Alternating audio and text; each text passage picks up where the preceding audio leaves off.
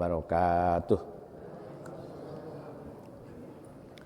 Ila ridho illahi ta'ala wa bibarakati suratil Fatihah. A'udzubillahi minasyaitonir rajim. Bismillahirrahmanirrahim. Alhamdulillahirabbil alamin.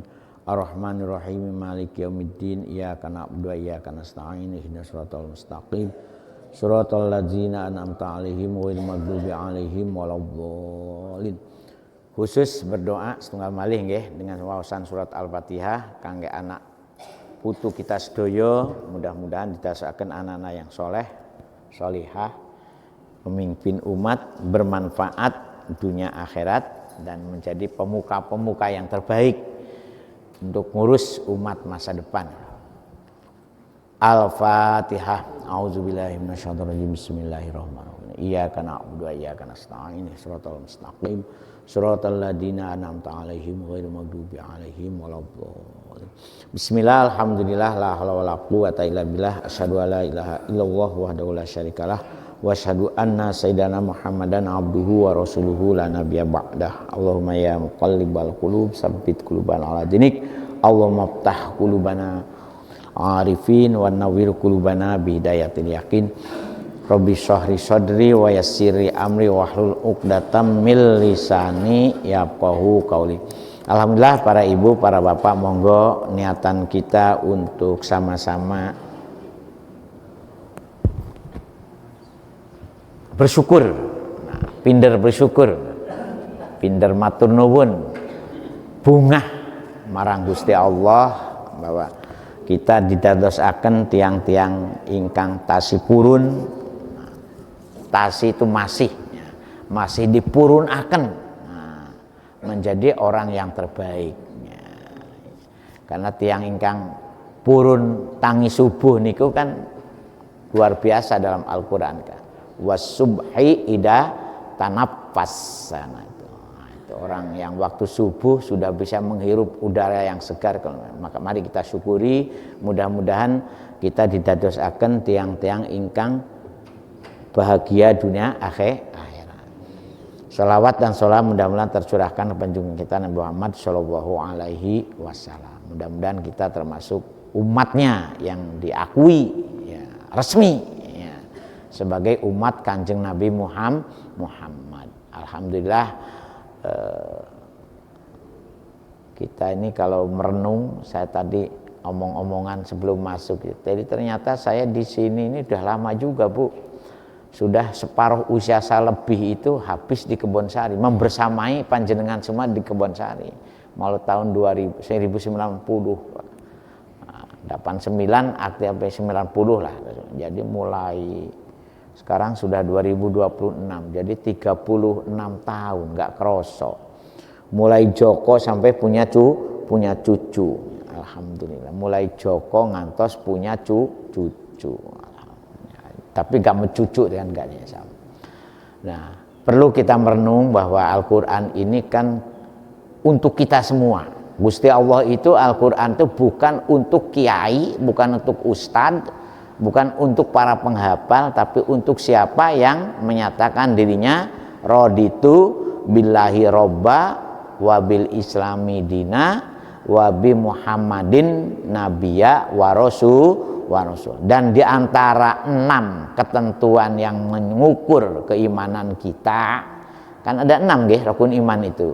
Al-Qur'an ini adalah yang paling nyoto. Oleh karena itu jangan dianggap Al-Qur'an itu untuk urusan ustad, urusan bunyai, urusan enggak, urusan kita masing-masing. Tanggung jawabnya di hadapan Allah itu adalah kita sendiri. Wa ahsa kula syai'in adada. Kita ini memang mohon maaf kalau dalam hal ini memang kadang-kadang kita ini aneh dan lemah di dalam masalah pendelesepan Al-Quran ke dalam dada kita masing-masing. Coba kalau kita lihat tuh pendeta itu door to door itu ngajarkan Injil itu, padahal Injil itu bahasa Indonesia diwoco iso, tapi bukan begitu. Tapi bagaimana menyambungkan. Mudah-mudahan apa yang kita lakukan ini bagian dari ikhtiar kita sebagaimana perintah Gusti Allah, ya ayyuhalladzina amanu taqullaha wabtaghu ilaihil wasilata wajahidu fi Jadi Al-Quran ini kitab suci ya, yang untuk kita sendiri-sendiri tanggung jawabnya. Amantu billahi wa malaikatihi wa kutubihi wa rusu wa bil yaumil wa bil qadari khairihi wa syarihi minallahi ta'ala. Yang 5 di luar Al-Quran tidak akan pernah bisa kita pahami kalau tidak bisa memahami amantu bikutubihi-nya ini. Nah, kebetulan ayat-ayat ini juga kan tentang menjelaskan bagaimana isi dari kitab-kitab suci, terutama Injil, Taurat, dan Al-Qur'an. Kemarin minggu yang lalu kita sudah digambarkan waqaffaina ala asarihim dan seterusnya itu. Jadi Gusti Allah itu mengiringi dengan adanya kitab Taurat, kitab Injil, kemudian Al-Qur'an. Itu satu paket yang tidak saling meniadakan. Yang ada itu adalah saling mengokohkan. Cuma, yaitu ada cumanya. Kita sadari bahwa yang lalu direvisi oleh yang terbaru. Fungsi Al-Quran itu kan merevisi. Nah, merevisi dari beberapa hal yang tidak sesuai. Di zaman Nabi Musa ada beberapa catatan yang mungkin dilakukan oleh kita sekarang berat. Contohnya masalah sholat, masalah maisha penghidupan. Nah, walaupun kelakuan kebejadan orang-orang yang dibimbing agama itu oleh Gusti Allah itu memang sama'una lil kadzib. Wah, itu senang mendengarkan cerita bohong. Nah, akaluna lisuh, senang makan barang haram. Nah kan itu. Yusari'una fil berlomba-lomba di dalam kekufuran. Nah, memang ayat itu seolah-olah bercerita tentang orang Yahudi. Tetapi ujungnya ayat itu kan wa mau'idatan lil muttaqin. Itu seperti waqaffaina ala asarihim itu kan ujung-ujungnya kitab-kitab suci yang lain-lain itu juga tidak akan pernah beda. Terutama masalah tauhid, masalah keimanan pada para rasul, termasuk keimanan pada Kanjeng Muhammad sallallahu alaihi wasallam. Cuman yang berat itu memang dipertemukan pergantian antara nabi sebelumnya dengan nabi baru itu memang ujian yang paling berat di antara umat yang beriman. Bahkan kita pun mohon maaf ya, ditinggal wafat Rasulullah mengalami guncangan. Produk dari guncangan ini sekarang menjadi kelompok dalam pemahaman Islam dan kegiatan umat Islam. Makanya monggo kita kembali kepada sumbernya agar kita ini tidak terlalu tergelincir lah. Ya, tidak terlalu terpengaruh oleh keterpurukan dari peniadaan. Makanya saya berharap kita ini dengan beber ayat per ayat ini, karena Al-Quran tanggung jawab kita masing-masing ya. Nah, dengan Al-Quran itu akhirnya iman kepada Gusti Allah, ngerti, iman tahu malaikat. Jadi malaikat itu bisa diajak komunikasi, Bu, sebetulnya. Karena malaikat juga punya habitat ya. Cuman habitatnya harus orang suci ya. Habitat malaikat itu layak sunawaha wa yuf'aluna ma tu'marun. Orang yang tidak pernah berbuat sedikit pun. Makhluk yang paling tidak pernah berbuat salah itu malaikat. Walaupun usul saja di ini langsung ditegur oleh Gusti Allah. Enggak boleh malaikat itu berdoa kayak kita, itu enggak boleh. Ayo coba gimana dalam surat Al-Baqarah itu. Yang penting awak tuh manut, enggak usah takok, enggak usah jaluk, enggak usah ini. Nah, itu. Setia luar biasa malaikat. Ketika Gusti Allah menciptakan Nabi Adam kan malaikat usul Dispundi ros Gusti panjenengan kok dadosaken malaikat. Nahnu nusabbihu bihamdika wa nuqaddisu lak. Tambah dimarahi sama Gusti Allah. Loh, jarene awakmu iku gak pernah. Akhirnya dihukum. Konon malaikat yang usul itu sampai dihukum. Harut wa Marut itu konon katanya. Rangkaiannya dengan cerita nahnu nusabbihu bihamdika wa nuqaddisu laka. Wa al akhirnya dites. Ayo. Nah, wa alama adamal asma'akula summa aradahum alal malaikati faqala ambiuni bi asma'iha ulaika. Jadi kita ini sebetulnya luar biasa, Bu. Kalau memang teman-teman, ya makanya monggo Al-Qur'an ini kita preteli kembali, kita tanamkan kembali di hati kita selama kita masih mengakui Gusti Allah, selama kita mengakui Kanjeng Muhammad sallallahu alaihi wasallam utusan Gusti Allah. Modalnya Al-Qur'an. Pertamanya itu malaikat. Kitab-kitab juga gitu, ngerti kitab dulu seperti apa, kita ini sekarang kitabnya Al-Quran. Maka monggo kalau tidak sampai, makanya Al-Quran itu diberi keistimewaan luar biasa. Kalau kitab sebelumnya Hudan wa Nur itu kan musaddiqol lima baina yadai. Nah, kita ini bukan hanya itu, bukan hanya Hudan, bukan hanya Nur, bukan hanya musaddiqon lima baina yadai, tapi apa? Syafaat untuk kita. Pintu penyelesaian kusumpegan untuk kita. Jadi Al-Quran itu sebagai terapi kesumpegan. Nah, jadi kalau dengan sumpek, terapi kemelaratan dari Al-Quran, terapi dari kebodohan ya Al-Quran, terapi dari kebangkrutan rumah tangga ya Al-Quran. Nah, kalau tidak sampai mendalami, tidak sampai menghayati, tidak akan aneh bin ajaib.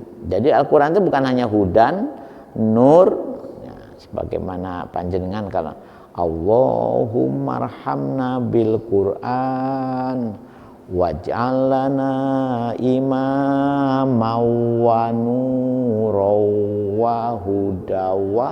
Banyak imam, nur, imam itu sebagai pedoman, guideline, nah itu sebagai konstitusi. Wong cinta ditolak aja bisa ayat Al-Quran, kok Bu bisa ayat cinta ditolak, ayat Al-Quran bisa berkumandang, bayangkan. Nah, apalagi rumah tangga berantakan, ayat Al-Quran sangat mandi. Nah, rumah supaya betul-betul bercahaya, ya nawiru buyutakum bisolah wa qiraatil Quran. Jadi terapi Al-Quran itu, makanya aneh. Nah, kalau kita tidak mau mendalami, tidak mau memahami, dan tidak mau menanamkan di dalam jiwa kita masing-masing. Nah, jadi kewajiban kita ini sama-sama, Bu. Nah, kebetulan, masjid ini berupaya untuk menciarkan, untuk meliterasi. Nah, kalau dia keliru ya jangan dianggap apa yang disampaikan oleh para ustadznya dianggap benar terus, belum tentu ya. Jadi kalau panjenengan ada pemahaman lain, umpama ada informasi lain, boleh ini klarifikasi ya. Karena sekarang ini di medsos apa saja ada itu, tentang Al-Quran, tentang hadis, tentang fikih, tentang apa saja itu ada. Nah, ini perlu. Kenapa perlu orang? Nah, kita ini kembali kepada pesan Rasulullah bahwa sanadul ilmi fil Islam itu sangat penting. Nah, jadi kita ini punya rangkai pemahaman Islam itu harus, yaitu karena apa? Karena Islam pun mengalami kebejadan. Nah, kalau orang Yahudi digambarkan seperti ini dalam Al-Quran, orang Islam lebih sebetulnya. Tegonya, kemudian ya bayangkan cucu Rasulullah aja dipenggal lehernya, bayangkan itu kan aneh. Sayyidina Utsman dibantai rame-rame oleh orang-orang yang ngaku Islam. Sayyidina Ali ditusuk tombak. Jadi jangan dikira kalau sudah Islam itu segalanya beres, enggak. Kalau tidak sama-sama memahami secara baik. Pentingnya itu, pentingnya mengupgrade diri itu seperti itu. Apakah sudah jadi Islam kemudian rumah tangganya sakinah mawaddah warahmah? Belum tentu. Apakah kalau sudah Islam mesti rezekinya ngalir terus? Belum tentu. Jadi pintu masuk Islam betul itu untuk segala-galanya membangun formalitas, legalitas, pintu ke pemahaman dan pintu ke ya. Tetapi berjalan tidaknya kan sangat tergantung kepada kita masing-masing. Dalam rangka berjalan tidaknya inilah yang kita tidak boleh lengah, tidak boleh lalai, ya. Tidak boleh lago. Lago kan khutbah itu paman lago fala jum'atalah. Tidak boleh lago, lengah. Nah, mudah-mudahan kita tidak termasuk orang-orang yang diberi kelengahan. Nauzubillah min zalik. Monggo. Dah kita lanjutkan. Ini masih bercerita tentang masalah orang-orang Yahudi dan Nasrani di dalam kitab suci mereka. Kita lanjutkan ayat 47-nya nggih. Wal yahkum ahlul Injil bima angsala wa fihi wal yahkum. Nah, ini perintah kepada Kanjeng Nabi Muhammad karena ayat ini turun untuk Kanjeng Nabi Muhammad. Sekalipun ya, karena ayat sebelumnya itu kan Gusti Allah memberi gambaran suatu ketika orang Yahudi pun akan minta diadili kepada Kanjeng Nabi. Nah, kenapa? Walaupun Kanjeng Nabi khusus untuk orang Islam, tetapi ketika beliau di Madinah, beliau menjadi kepala negara semua suku yang ada di Madinah. Salah satu suku yang ada itu adalah Yahudi dan Nasrani. Bahkan ada orang Yahudi yang ikut berperang Uhud juga. Ya, memang digambarkan oleh Gusti Allah ada sedikit dari golongan Yahudi itu juga yang taat, setia dan ikut tuntunan Kanjeng Nabi. Yang ikut tuntunan Kanjeng Nabi itu ada 3 kategori dalam tafsir Ibnu Katsir. Kategori pertama, kategori yang beralih imannya menjadi orang Islam, pengikut Kanjeng Nabi Muhammad. Yang kedua, taat sebagai warga negara tetapi tidak beriman kepada Kanjeng Nabi Muhammad. Yang ketiga, ya ini perusak. Perusak tuntunan Islam untuk mengaburkan pemahaman tuntunan Islam dikacau. Jadi kalau sekarang kita masih menemukan 3 kategori manusia itu, ya jangan kaget untuk mengacau. Ya, makanya ada ayat hirobah, ada ayat bugot, ada ayat makar. Nah, itu karena pengacau-pengacau itu baik dari orang Islam maupun dari orang-orang yang sengaja non-muslim untuk menghancurkan masa depan umat Islam. Ngeri itu kalau kita baca sejarah umat Islam, ya mumpung masih bulan Muharram ya, kita mereview bagaimana keistimewaan Asyura, mengapa kita ini harus merenung kembali terhadap karena yaitu kelompok non muslim itu ada 3 model itu ya.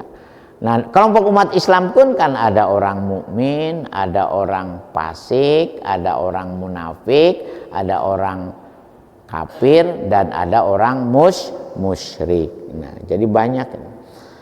Wahai Kanjeng Muhammad, ya tetap ketika ahlul Injil minta diadili, ya tetap karena apa?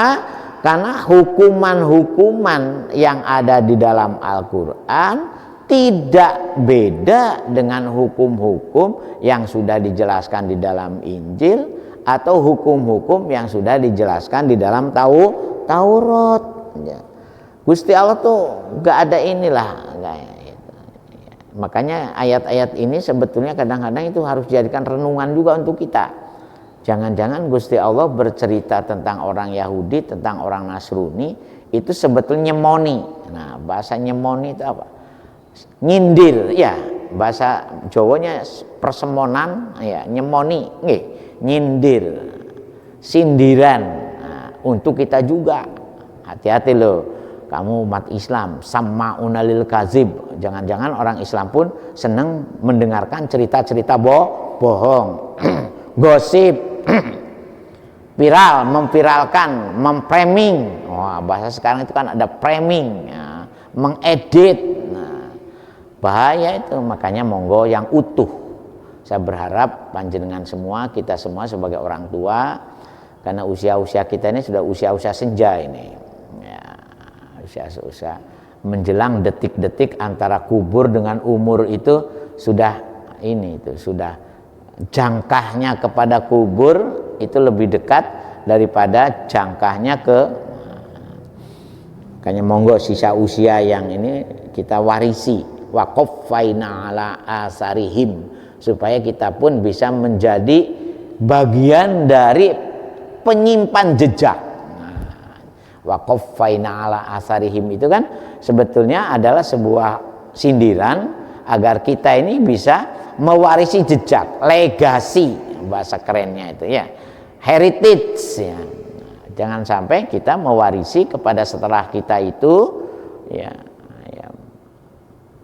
mewarisi sesuatu yang kurang baik. Nah, kalau bisa kita berupaya mengokohkan. Saya berharap terutama kepada bapak-bapak yang ikut jadi pengurus takmir, pengurus yayasan, ibu-ibu yang terlibat di dalam kegiatan sosial kemasyarakatan, sosial keagamaan. Mari kita menanamkan monumen-monumen legasi. Ya, alhamdulillah masjid ini mari kita rawat, mari kita wariskan kepada generasi setelah kita untuk menjadi heritage ya, karena masjid ini masjid tertua, Bu. Walaupun alhamdulillah sekarang sudah banyak bertebaran masjid-masjid. Tapi kalau menurut kitab fikih, mohon maaf ini bukan berarti kita mengistimewakan masjid ini. Jadi ini al-fiqhu ala madhibil arba'ah itu kalangan al-Jaziri itu. Beliau pernah membuat satu bab tentang ta'adudul masajid ya. Bagaimana kita dihadapkan kepada banyak masjid. Nah, di mana kita harus sholat Jumat dan di mana masjid yang dianggap bertuah. Silahkan cek itu. Bab tentang banyaknya bangunan-bangunan masjid. Di fikih 4 imam mazhab itu terjemahnya sudah ada dalam bahasa Indonesia itu. Jadi kalau panjenengan kesulitan baca aslinya tulisan Arab ya fikih menurut 4 imam mazhab. Di situ ini sama dengan orang imami. Nah, ya. Ketika belum ada imam paket. Nah, sekarang alhamdulillah kita sudah punya imam paket. Imam paket itu ya, kalau sholat subuh hari ini siapa, hari berikutnya siapa, kan imam paket itu namanya. Sholat duhur, sholat asar, sholat maghrib, sholat isya juga sudah ada imam paket. Nah, alhamdulillah. Mudah-mudahan ya, imam paket kita ini yaitu dalam rangka merawat, menjaga agar sustainability masjid ini terawat dengan baik. Ya, nggak bingung ya. Dulu ketika belum ada paket imam, yang bingung Pak Sarwan. Ya, sehingga Pak Sarwan terusul, kalau bisa semua pengurus takmir itu bisa ngimami masjid kan. Ya, mosok aku lagi, ya aku sing adan, aku sing qomat, aku sing ngimami. Nah, tapi alhamdulillah sekarang ini imam paket kita sudah mulai istiqomah. Habis subuh ada kegiatan seperti ini bagian dari subuh paket ini. Nah, paket lengkap ya, jadi jangan.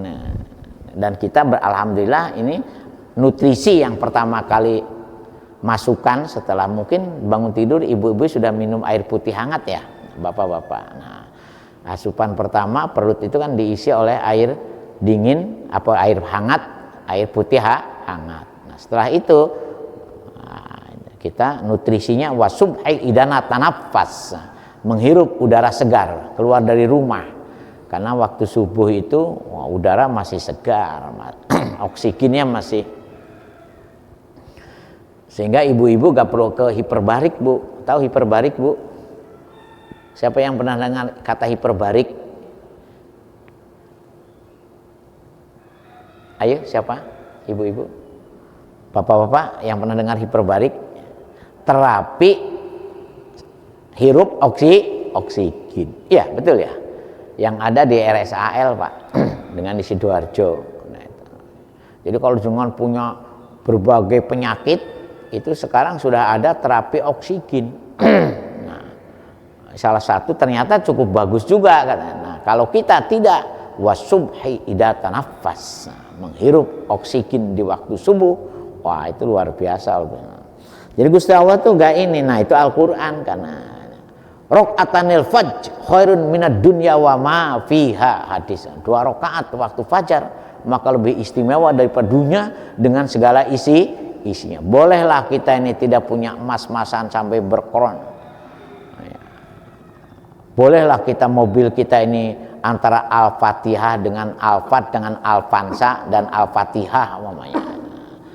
Tetapi kalau rajin sholat 2 rakaat di waktu fajr, tidak ada artinya apa-apa. Mereka punya Alphard, mereka punya Lamborghini, mereka punya Ferrari, mereka punya limousine. Nah, masih istimewa 2 rakaat waktu fajar. Kita harus punya keyakinan itu, wal mustaghfirina bil ashar. Nah, bagaimana kita selalu menjadi orang yang beristighfar di waktu sahur. Nah, ya, jadi itu, jadi monggo kita. Jadi ini, dan saya juga tidak niat ngajari panjenengan semua nabut mau ngapunten saestu nggih. Tapi ini bagian daripada paket-paket. Dari masjid kita ini agar kita punya heritage, punya legasi, punya asar. Wa qaffaina ala asarihim, itu ada jejak-jejak.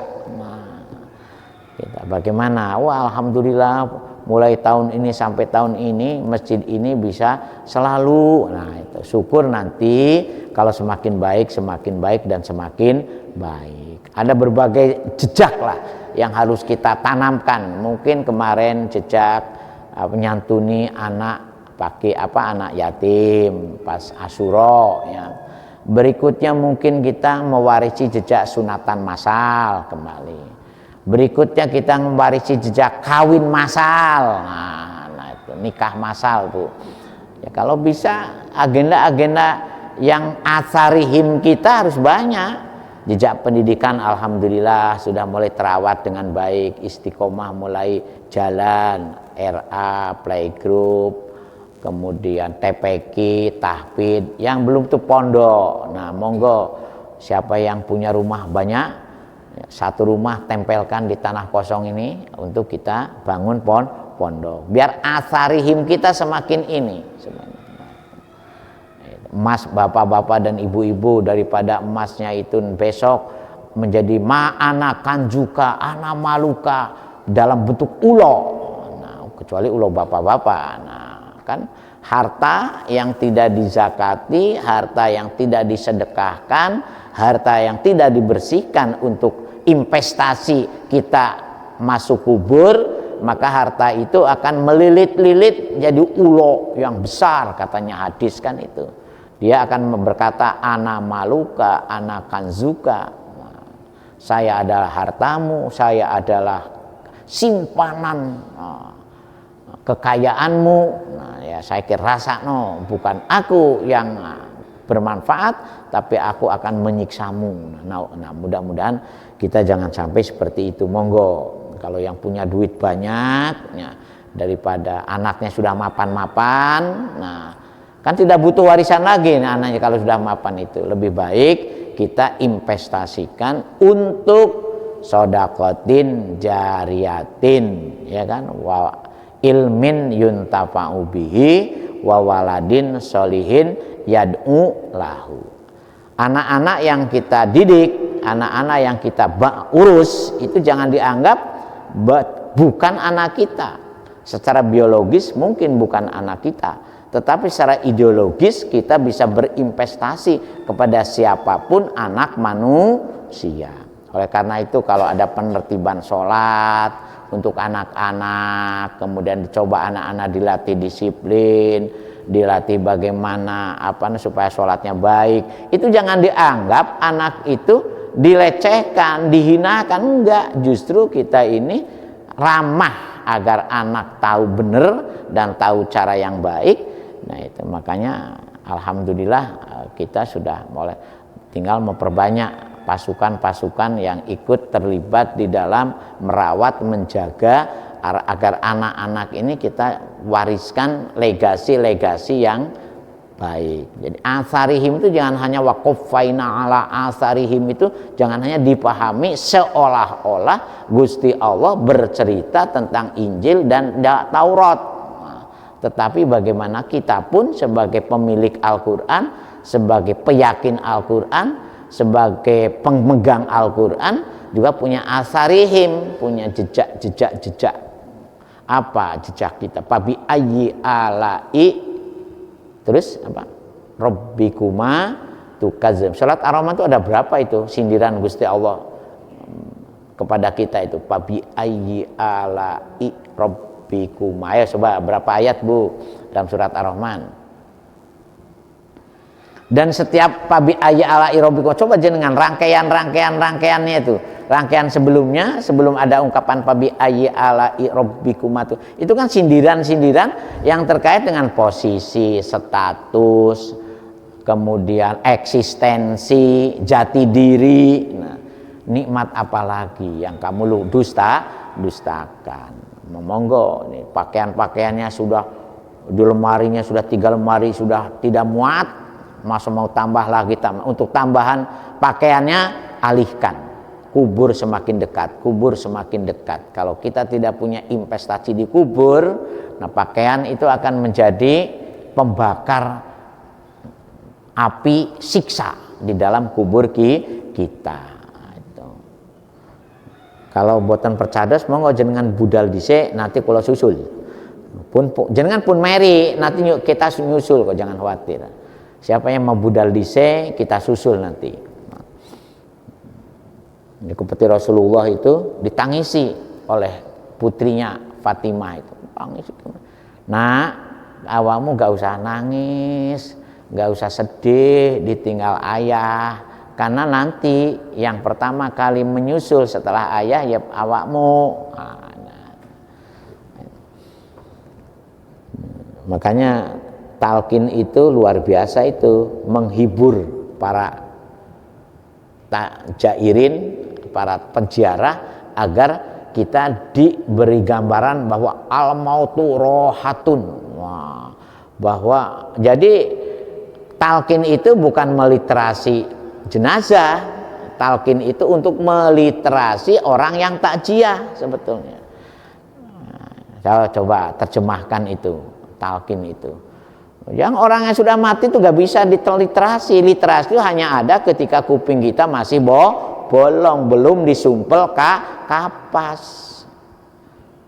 Mulut kita masih bisa bercakap, belum disumpel kapas, baru ada literasi. Tapi kalau sudah masuk kubur, ya tergantung amal sendiri-sendiri. Ida matabnu adama ingkotoa amaluhu. Nah, punten ibu-ibu jangan tersinggung nggih. Nah itu karena eman-eman, mari kita manfaatkan sisa-sisa usia, sisa-sisa harta, sisa-sisa pikiran, sisa-sisa tenaga untuk membangun waqaffaina ala asarihim. Nah, itu.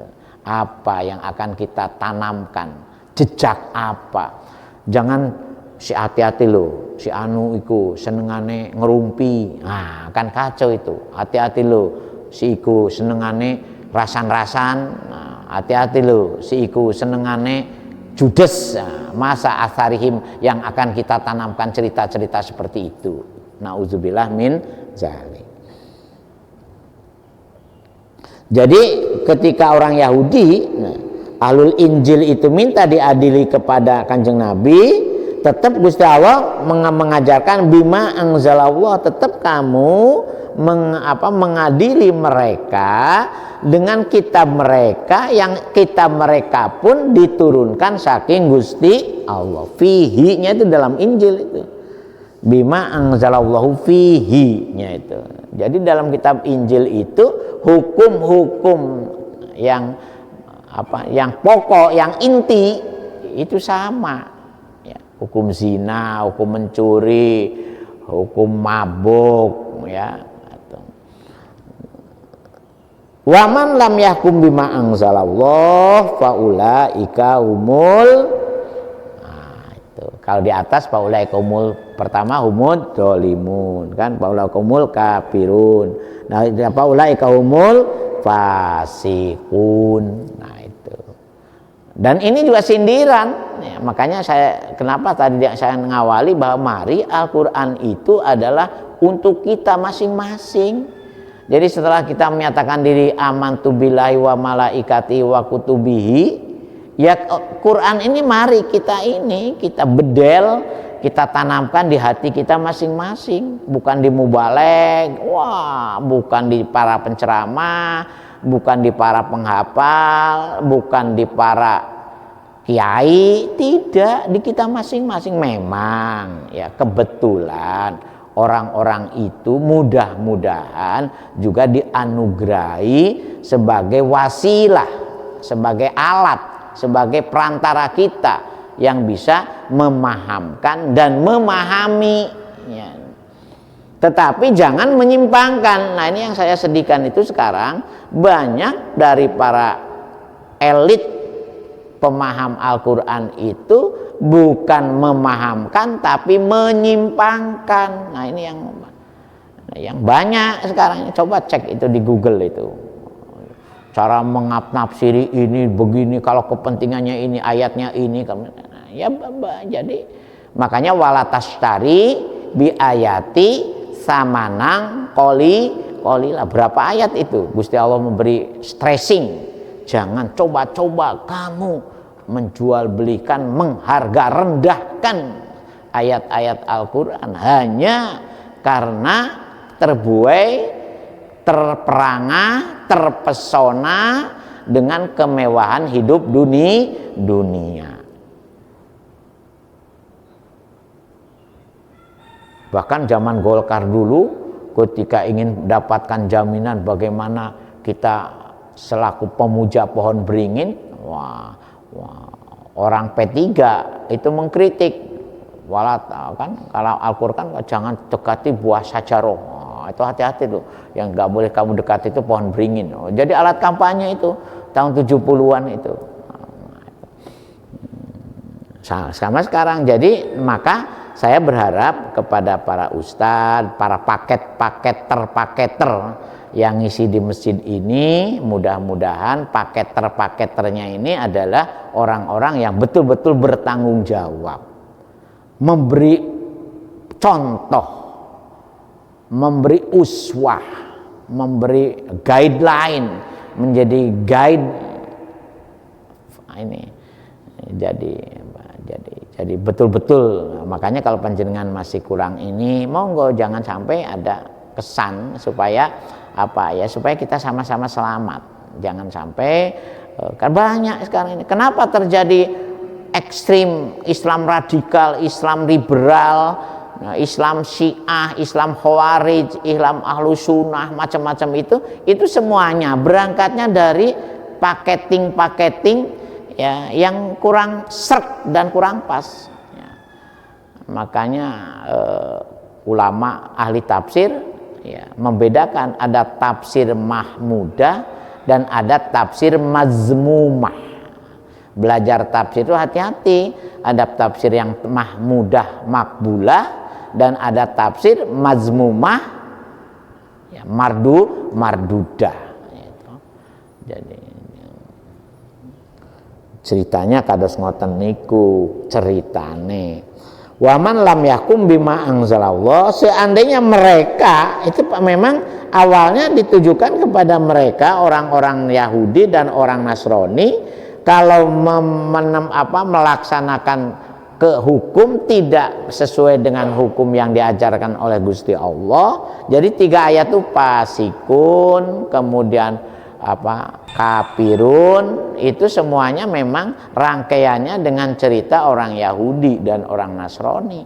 Tetapi kita pun sama, seandainya kita pun tidak mau tidak mau care, tidak mau peduli, tidak mau kokoh untuk bisa menerapkan tuntunan Al-Quran secara konsekuen, ya, makanya mohon maaf, Rasulullah pun mengingatkan kita, banyak di akhir zaman, kam min qari'in yaqra'un Al-Quran, banyak nanti orang itu hanya pandai berlomba-lomba membaca Al-Quran, pandai berlomba-lomba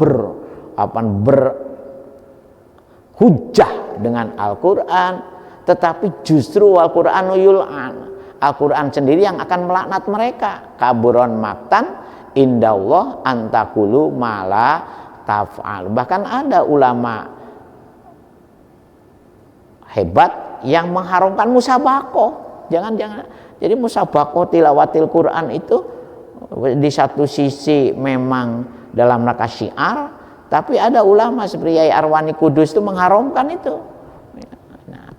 Karena apa? Karena ujung-ujungnya sing digoleki dudu bagaimana sebaik-baik orang mengamalkan Al-Quran, tapi justru bagaimana sebanyak-banyaknya dapat juara. Dan santetan-santetan juga, Bu, itu jangan dikira musabakoh itu tidak ada santetnya, pernah ada. Saya punya teman Kori dari Tulung Agung itu, begitu dia selalu jadi juara.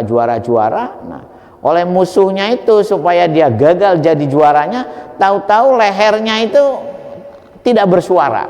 Nah, ketika sudah di dalam posisi a'udzubillahi minasyaitonirrajim, langsung. Jadi jangan dikira musabakoh tidak ada unsur santet-santetan. Ya ada, jangan nggak usah nutup-nutupi lah, memang kenyataannya iya. Bahkan hakim-hakim disogok juga itu supaya jadi juara, itu jangan dikira dewan hakim. Saya bukan hanya punya cerita, saya punya pengalaman masalahnya. Ya, makanya saya sampai nggak mau itu. Kalau ada musabakoh baca kitab, jadi juri baca kitab kuning, pernah saya berapa kali itu jadi juri. Ya gitu juga, maksud jadi juara itu juri-juri itu dia didekati, tolong Pak nanti biar ini ada kesannya untuk kabupaten ini, diupayakan sebanyak mungkin yang jadi juara dari kabupaten ini, bayangkan. Jadi itulah, makanya hati-hati ya, makanya paketing di kita ini berupayalah untuk ihdinas siratal mustaqim, kokoh, kekeh, kukuh. Nah, tidak cek Sunda mah tegedeg keanginan, teluntur kehujanan. Nah, tetap kita masih istiqomah. Sebab apa? Ulaika humul fasikun. Kalau kita memang dalam pelaksanaannya tidak saklek, bapak-bapak, ya kita harus menyadari ada tadarruj, fit tasyri', ada pentahapan. Ya. Tidak serta merta memang kita punya paket ini. Tapi untuk sampai kepada tujuan ini ya perlu ada metode, perlu ada sistem, perlu ada cara seperti apa agar betul-betul. Nah, ya alhamdulillah negara kita step by step sebetulnya sudah mulai menyadari, contohnya masalah pengaturan wakaf, nah, supaya tidak terjadi rebutan antara itu, maka lahirlah undang-undang perwakafan. Yang kedua masalah halal. Nah ini halal ini termasuk ini nih injury time ini 2026 itu. Jadi nanti per Oktober 2026 ini semua makanan dan minuman yang beredar di negara kita belum bersertifikat halal tidak boleh. Nah, nanti ada satgas nih, ada satgas razia. baik dari Badan Penyelenggara Jaminan Produk Halal, karena sudah setara kementerian sekarang ini badannya itu. Begitu juga nanti akan melibatkan para penegak hukum. Nah, itu. Makanya monggo yang punya usaha-usaha di rumah, usaha catering, usaha bikin cendol, usaha bikin nasi goreng, usaha bikin bebek goreng, usaha bikin kuliner. Nah, kalau belum diurus sertifikat halalnya, saya punya pasukan untuk bisa membantu panjenengan semua. Ada 2 skema, ada skema gratis. Skema gratis itu artinya disubsidi oleh negara. Dan ada skema bayar. Nah, kalau item kuliner jenengan lebih dari 30 jenis, dan di situ ada unsur sembelihan, nah pemeriksaannya tidak bisa pendekatan self declare, tidak bisa pendekatan gratis, tapi harus bayar. Tapi bayar juga gak mahal. Ada sinyalemen kalau ngurus sertifikat halal bayarnya puluhan, gak sampai jutaan sebetulnya. Cuman kesannya dibikin horor, supaya orang takut mengurus sertifikat wangel. Nanti kalau sudah bersertifikat halal kan ada NIB-nya, kemudian diuruskan OSS-nya, terlacak oleh Dirjen Pajak. Nah, karena jadi nanti memang di negara kita itu semua apapun usaha yang dilakukan oleh warganya harus terdetek oleh 3 lembaga negara. 1, kalau usaha UMKM harus terdetek oleh Dinas Koperasi dan Menteri Koperasi. Kalau yang berhubungan dengan perhalalan maka harus terdetek oleh BPJPH. Nah, memang yang ketiga ini, kalau yang terkait dengan bagaimana omset dan aset, maka terdetek oleh Menteri Keuangan. Pajak memang ada, tapi ini sekali itunya itu, karena ada limit-limit tertentu. Makanya monggo yang jadi alhamdulillah Undang-Undang Nomor 33 2014 itu limit ininya 2026. Ada lagi termasuk KUHP yang baru kita, yang sudah berlaku sejak Januari 2026 itu sedikit banyak sudah banyak mengadopsi aturan-aturan pidana dalam ketentuan ajaran Islam. Alhamdulillah. Jadi memang tidak ujug-ujug. Ya. Kita harus butuh perjuangan, butuh usaha.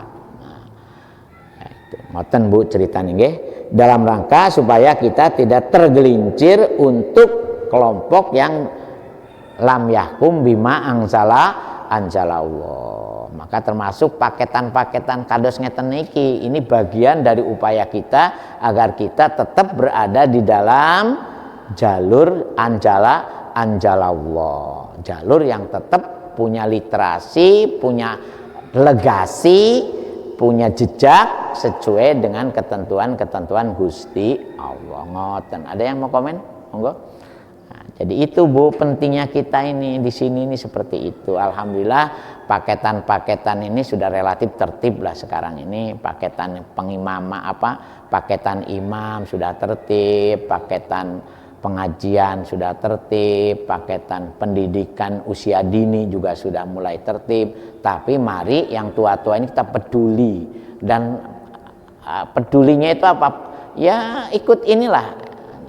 Kalau memang tidak ikut langsung, ya ikut nyumbang lah, umpama ikut investasi untuk anak-anak yatim. Nah, termasuk mungkin nanti kita ini juga akan peduli menyekolahkan kembali. Jadi sekarang ini kita sudah naik dari building infrastructure, kerennya gitu, infrastrukturnya sekarang sudah saya anggap cukup dulu sementara, kecuali yang berhubungan dengan keindahan, kenyamanan. Tolong ya bapak-bapak keliling, ibu-ibu ke belakang, ke samping. Gimana sih apinya itu samping barat, gimana apinya samping timur, bagaimana apinya samping utara. Jangan hanya khusyuk masuk masjid. Nah, supaya ibu-ibu mandang ke selatan, mandang ke utara, itu mata kita termanjakan. Alhamdulillah tamannya bagus ya. Loh pohonnya kok berbuah ya, kan itu. Jangan loh kok ini sampah tok, kok ini. Nah, itu. Jadi monggo kemanjaan pandangan itu perlu juga bagian dari tahadus binikmah. Ya, alhamdulillah kalau perawatan kebersihan ya kita nyaman lah, sholat kita tidak ini. Alhamdulillah. Monggo bapak-bapak dan ibu, ada yang mau komen-komen? Ya. Yeah.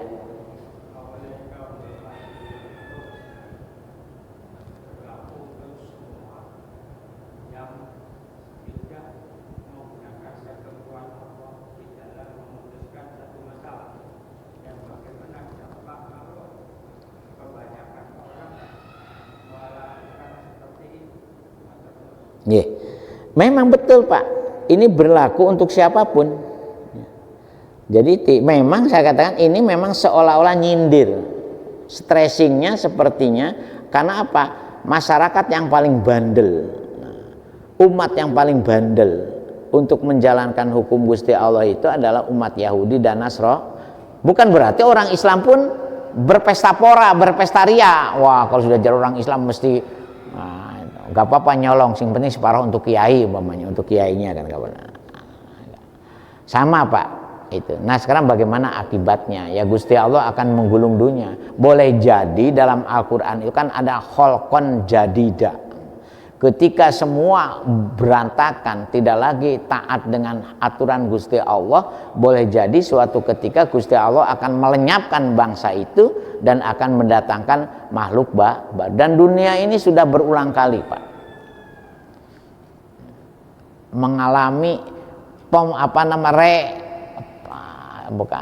pembaruan manusia itu sudah berapa kali. Kita ini termasuk pembaruan setelah Nabi Nuh Pak, kita ini. Ya, dan kalau umat dulu itu kan pateni kalau rente muncul lagi. Nah sekarang juga makanya ketika bicara kiamat sekarang ini mohon maaf ada juga orang yang berpendapat ya, ulama bukan orang biasa, ketika nanti ada kiamat, berarti kiamat itu untuk umat bejat, memang nanti endingnya akan hancur. Tetapi setelah itu bagaimana? Nah, Ibnu Rus dengan Imam Ghazali mulai berdebat. Nah, pertama, apakah Gusti Allah akan menciptakan alam baru setelah yaumil kiamah, ataukah semua makhluk ba'da yaumil kiamah itu ditempatkan secara ruhiyah?